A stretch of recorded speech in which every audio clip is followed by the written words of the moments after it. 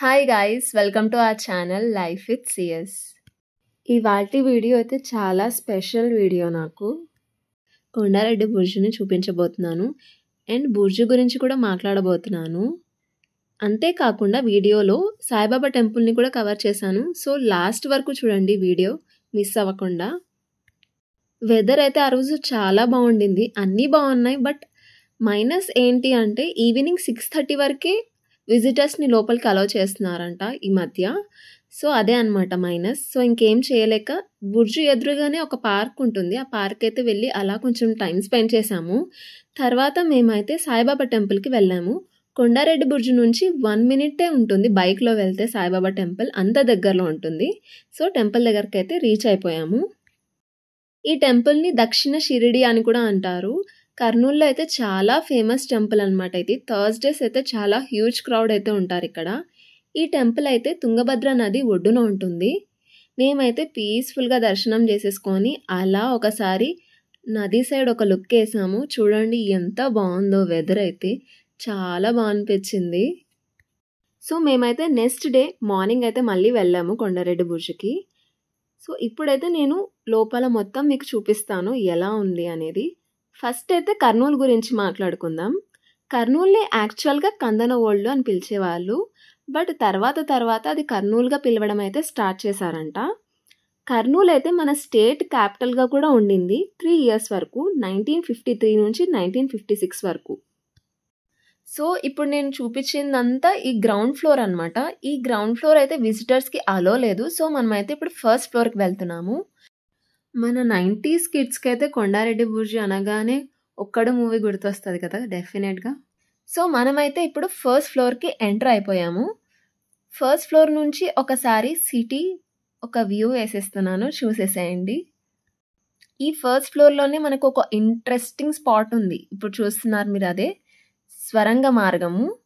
ఇక్కడ నుంచి తమకి తాము రక్షించుకోవడానికి అల్లంపూర్కి వెళ్ళే వాళ్ళంట. ఇక్కడ నుంచి అల్లంపూర్కి రూట్ ఉంది. చిన్నప్పుడు మా పేరెంట్స్ చెప్పినప్పుడు అయితే మాకు చాలా ఇంట్రెస్టింగ్గా అనిపించింది. కందనవోలు కోటకి 4 బుర్జులు ఉండేవి. బట్ ఇప్పుడైతే ప్రెసెంట్ ఓన్లీ కొండారెడ్డి బుర్జు మాత్రమే ఉంది. మిగతా 3 బుర్జులు శిథిలం అయిపోయాయంట. అయితే మనము ఇంకో ఫ్లోర్కి వెళ్తున్నాము.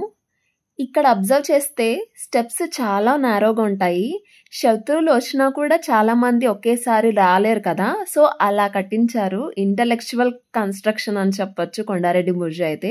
అండ్ ఇక్కడ కనిపిస్తుంది కదా హోల్స్, ఆ హోల్స్లో నుంచి సైనికులు శత్రువులు వచ్చేది చూసి అటాక్ చేసేవాళ్ళంట.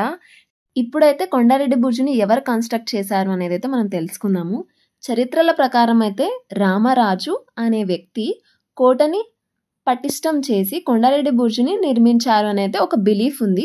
బట్ అందరూ స్ట్రాంగ్గా ఏం చెప్తారంటే కర్నూలులో శ్రీకృష్ణదేవరాయల బ్రదర్ అచ్యుత దేవరాయలు కట్టించినట్టయితే చాలా స్ట్రాంగ్గా ఎవిడెన్స్ ఉన్నట్టు చెప్తున్నారు. ఎందుకంటే వాళ్ళ చిహ్నాలైన ఏనుగు, గుర్రం, సింహం ఇవన్నీ మనకు కొండారెడ్డి బుర్జు దగ్గర కనిపిస్తున్నాయి కాబట్టి వాళ్ళే కన్స్ట్రక్ట్ చేశారని స్ట్రాంగ్గా చెప్తున్నారు.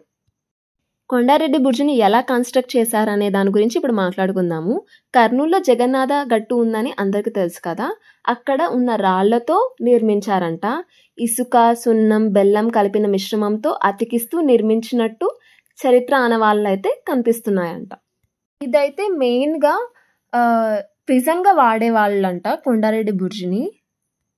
కొండారెడ్డి బుర్జుకి ఈ నేమ్ ఎలా వచ్చింది అంటే కొండారెడ్డి అనే పర్సన్ బ్రిటిష్ వాళ్ళతో ఫైట్ చేశారని కొంతమంది చెప్తే, ఇంకొంతమంది ఏం చెప్తారంటే కొండారెడ్డి గారిని ఈ జైల్లో బంధిస్తే ఆయన ఇక్కడే చనిపోయాడు కాబట్టి ఆ పేరు పెట్టారని ఇంకొంతమంది చెప్తారు. మీరు చూస్తున్నదైతే 168 హైట్ ఉన్న స్తూపం అనమాట. ఇది కొండారెడ్డి బుర్జు లాస్ట్ ఫ్లోర్ ఇప్పుడు మనం ఉన్నదైతే.